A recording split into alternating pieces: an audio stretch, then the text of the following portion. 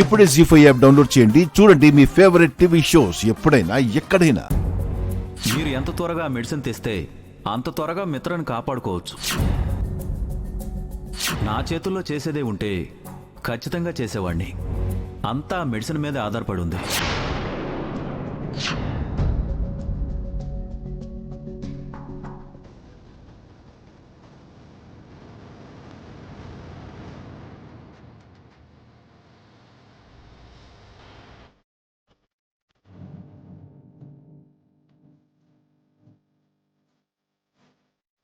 Lakshmi, correct టైంకి వచ్చేసావే.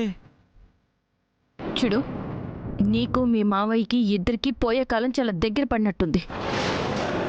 అందుకే ప్రమాదంతో చెలగాటమాడడానికి ప్రయత్నిస్తున్నారు. మునుముందు నామరూపాలు లేకుండా నాశనం అయిపోతారు. అది గుర్తుపెట్టుకోండి. ఏంటి, ప్రమాదంతో మేము చెలగాట వాడుతున్నావా? మా మావయ్య ప్రవీణ్ మిట్టలే ఒక ప్రమాదం. తన జోలికొస్తేనే మీకు నష్టం. అందుకే ముందుగానే హెచ్చరిస్తున్నాను, మళ్ళీ మళ్ళీ మా మావయ్య దారికి అడ్డు రాకండి. తనని తొక్కడానికి ప్రయత్నించకండి. నిజాయితీగా బతికేవాడికి ఎప్పుడూ తిరుగుండదు. నికృష్టంగా బతికేవాడికి ఖచ్చితంగా వినాశనం విరుచుకుపడి మరీ వాడిని పాతాళానికి తొక్కక మానదు. చాలు చాలు నీ ఉపన్యాసాలు. నీ ఉపదేశాలు వినడానికి ఇక్కడికి రాలేదు. ముందా ఫైల్ ఇవ్వు.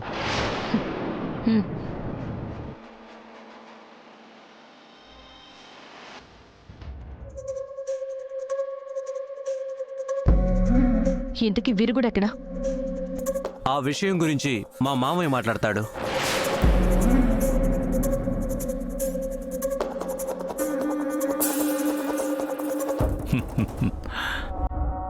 చెప్పు ఆకాష్. మావయ్య, ఫైల్ ఏందండి? That's great. ఈ ప్రవీణ్ మిట్టల్ బాణం గురిపెట్టాడు అంటే అది లక్ష్యాన్ని ఛేదించి తీరాల్సిందే.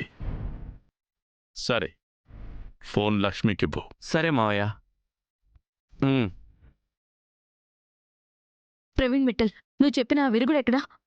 పాపం, భర్త ప్రాణాన్ని కాపాడుకోవడానికి కావలసిన విరుగుడు కోసం ఎన్ని ప్రయత్నాలు చేశావు, ఎన్ని ప్రయాసలు పడ్డావు, ఎన్ని ప్రయోగాలు తలపెట్టావు.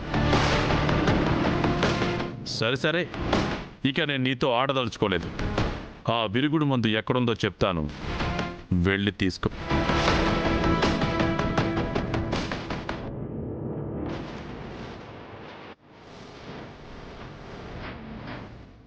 ఇది కరెక్ట్గా జరగాలి అంటే ఇంకొక 20 నిమిషాల్లో ఆ విరుగుడు ఇవ్వకపోతే మిత్ర ప్రాణాలు గాల్లో కలిసిపోతాయి. ఏంటి, ఇంకో 20 మినిట్స్లో? నా బాధ్యతగా ఆ విరుగుడు మందు ఎక్కడుందో చెప్పేశాను. ఇక మిత్ర ప్రాణాన్ని కాపాడుకోవాల్సిన బాధ్యత నీ మీదే ఉంది. తనకేమైనా అయితే లక్ష్మి, నాకు మాత్రం ఎలాంటి సంబంధం లేదు.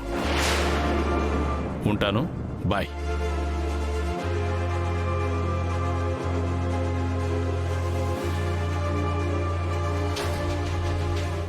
జీ5 యాప్ డౌన్లోడ్ చేసి అన్ని ఎపిసోడ్స్ పూర్తి ఉచితంగా చూడండి.